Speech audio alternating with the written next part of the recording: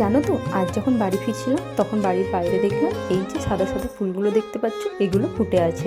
আসলে আমাদের বাড়ির পাশে যারা থাকে তারা এই ফুলগুলোকে মালা গেঁথে মাথায় লাগায়।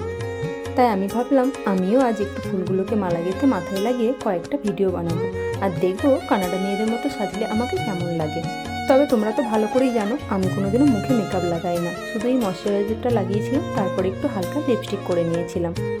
তারপর আমি একটুখানি চোখে কাজল লাগিয়ে নেবো ভেবেছিলাম। তো এই যে চোখে একটুখানি কাজল লাগিয়ে নিচ্ছিলাম। বেশি সাজগোজ আমার পছন্দ নয়, আর আমি পারিও না জানো। আজ পর্যন্ত কোনো ফাউন্ডেশন বা কোনো কিছুই আমি এখনও স্কিনে অ্যাপ্লাই করিনি।